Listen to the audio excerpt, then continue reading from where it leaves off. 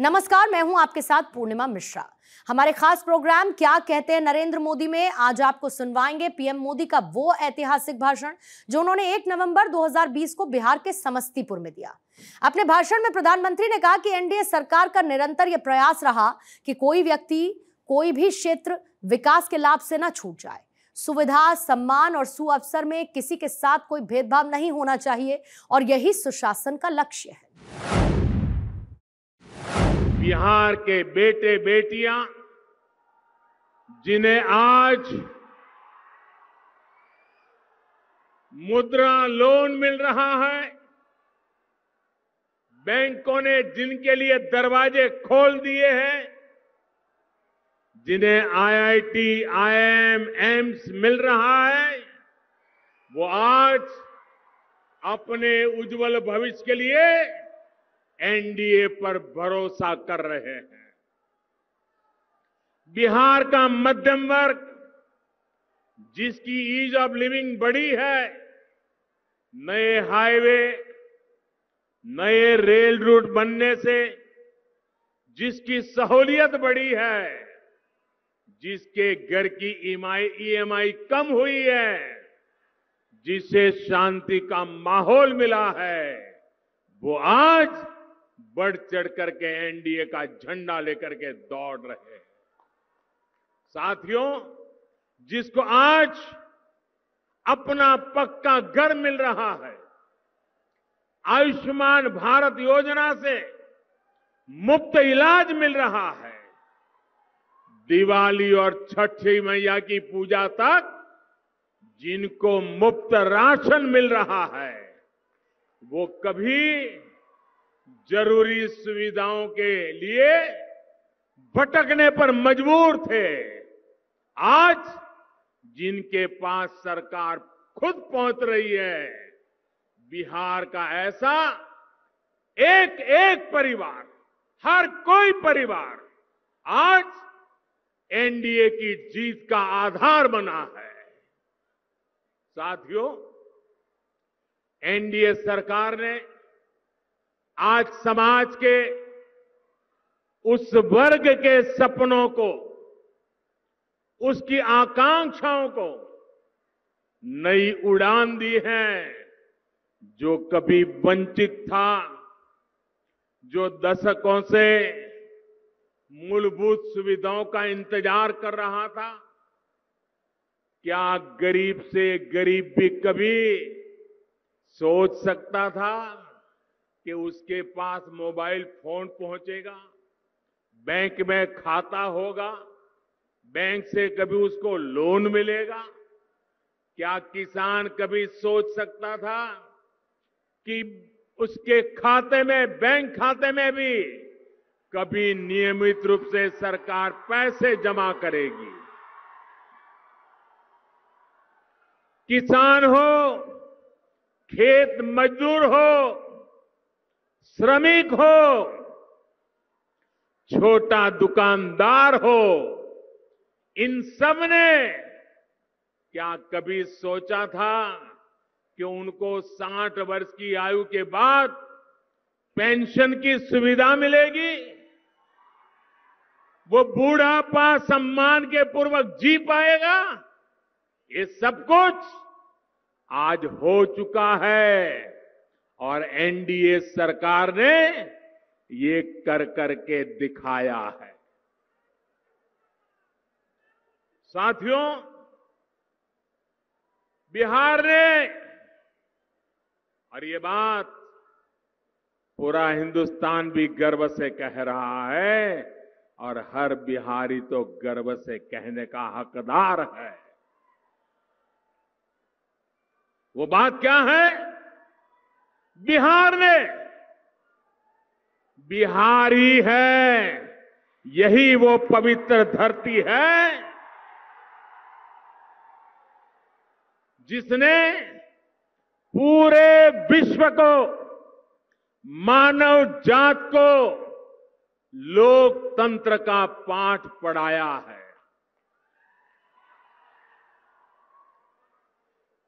इसी बिहार की पवित्र धरती से ही दुनिया में लोकतंत्र की कोपल निकली थी। जब जनता के हित में फैसले होते हैं, जब फैसलों में जनता की सहभागिता होती है, तभी लोकतंत्र भी मजबूत होता है। आज देश में, देश का चित्र देखिए, कश्मीर से कन्याकुमारी तक जरा नजर दौड़ाइए। आज देश में एक तरफ लोकतंत्र के लिए पूर्ण रूप से समर्पित एनडीए का गठबंधन है, वहीं दूसरी तरफ अपने निहित स्वार्थ को, अपने परिवार के स्वार्थ को सिर्फ उन्हीं कामों के लिए समर्पित पारिवारिक गठबंधन है। आप सोचिए, एक तरफ लोकतंत्र गठबंधन, दूसरी बात परिवार तंत्र गठबंधन। यहां जंगल राज के युवराज को तो आप बराबर देख रहे हो।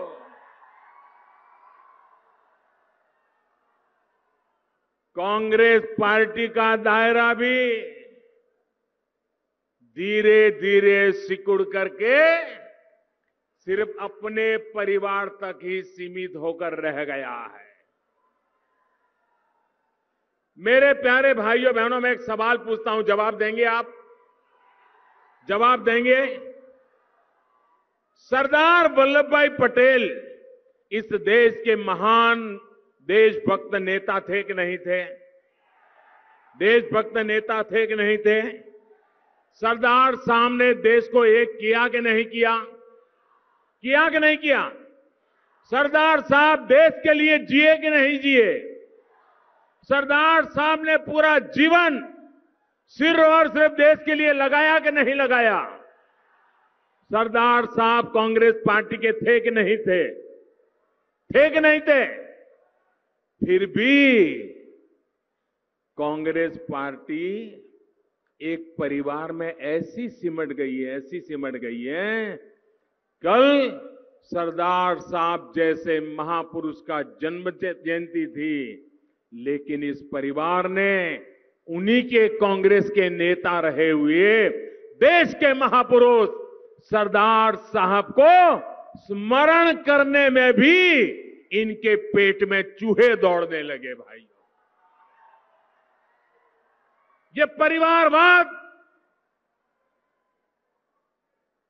सरदार साहब न भाजपा के थे, न आरएसएस के थे, न जनसंघ के थे, लेकिन इस मां के लाल थे, मां भारती के लाल थे। उनका गौरवगान करना 130 करोड़ देशवासियों का कर्तव्य बनता है। साथियों, सिर्फ और सिर्फ अपने अपने परिवार के लिए काम कर रही इन पारिवारिक पार्टियों ने आपको क्या दिया? ये बड़े बड़े बंगले बने तो किसके बने? ये महल बने तो किसके बने? सिर्फ और सिर्फ ये परिवार पार्टियों के मुखियाओं के ही बने हैं। बड़ी बड़ी करोड़ों की गाड़ियां आई, गाड़ियों को काफिला बना, गाड़ियां पार्क करने की जगह नहीं बची उनके घरों में, उनका बना। सिर्फ और सिर्फ अपने परिवार के लोगों को हर बार टिकट दिया। क्या नीतीश बाबू के कोई भाई राज्यसभा में पहुंचे हैं क्या? उनका कोई बेटा बेटी पहुंचा है क्या? उनके चाचा मामा पहुंचे हैं क्या? लोकतंत्र के लिए काम करने वाले लोग जनता को अवसर देते हैं। क्या मोदी का कोई रिश्तेदार कहीं पहुंचा है क्या? भाई, आपने कहीं देखा है क्या? क्योंकि हम आपके लिए जिंदा है, आपके लिए जान लगाते हैं जी। हम हमारे लिए पैदा नहीं हुए हैं। इन परिवार में तो पता ही होता है, और जहां जहां ये परिवार वाले सरकारों में बैठे करते क्या है, अगर 3 बेटे हैं तो उसको कहते हैं 5 जिले तेरा, ये 5 जिले तेरे, ये 5 जिले तेरे, जाओ मौज करो, ऐसे ही बांट देते हैं जैसे पर्सनल प्रॉपर्टी हो। वही उन 5 जिलों का एक बेटा मालिक हो जाता है, दूसरे 5 जिलों का दूसरा हो जाता है। कभी दामाद आवाज उठाए तो उसको 2 जिले दे देते, कभी बेटी आवाज उठाए उसको 1 जिला दे देते, राज्यसभा भेजो तो उन्हीं परिवार के, असेंबली में भेजो तो एक ही परिवार। तो फिर आपके बच्चे कहां जाएंगे? आपके लिए निर्णय कौन करेगा? इन लोगों को आपकी चिंता नहीं, आपके क्षेत्र की चिंता नहीं, सिर्फ अपने विकास की चिंता है। भाइयों और बहनों, वहीं एनडीए का मंत्र है सबका साथ, सबका विकास और सबका विश्वास। एनडीए सरकार का निरंतर ये प्रयास रहा है कि कोई व्यक्ति, कोई भी क्षेत्र विकास के लाभ से छूट न जाए। सुविधा, सम्मान और सुअवसर में किसी के साथ भी कोई भेद नहीं होना चाहिए। यही तो सुशासन का भी लक्ष्य है। नीतीश जी के नेतृत्व में इसी लक्ष्य को पाने के लिए बिहार में एनडीए ने लगातार काम किया है। आत्मनिर्भर बिहार का जो संकल्प लिया गया है, ये इसी सुशासन का युवाओं के लिए अधिक से अधिक रोजगार के अवसर दिलाने का यही तो रोड मैप है। ये बिहार के गांव गांव के सामर्थ्य को देश का सामर्थ्य बनाने का अभियान है। ये बिहार की औद्योगिक क्षमता, यहां के युवाओं के उद्यमशीलता को पंख लगाने का मिशन है। भाइयों और बहनों, आज समस्तीपुर हो, बेगूसराय हो, खगड़िया हो, ये पूरा क्षेत्र आत्मनिर्भरता के इसी संकल्प का नेतृत्व करने के लिए तैयार है। पीएम पैकेज के तहत आज यहां ग्रामीण सड़कों, नेशनल हाईवे और रेलवे से जुड़े इंफ्रास्ट्रक्चर पर विशेष काम किया जा रहा है। आने वाले समय में ये क्षेत्र रेलवे से जुड़ी सुविधाओं और रेलवे निर्माण में आत्मनिर्भरता के हमारे मिशन का भी ये बड़ा अहम केंद्र बने, इसके लिए काम चल रहा है। साथियों, जननायक कर्पूरी ठाकुर जी, यमुना कार जी और स्वामी सहजानंद सरस्वती जैसे विजनरी सपूतों ने जो सपना इस क्षेत्र के लिए दिखा था, वो आज साकार होता नजर आ रहा है। यहां केवल है, शिवारा है, बाबा निरंजन का स्थान है।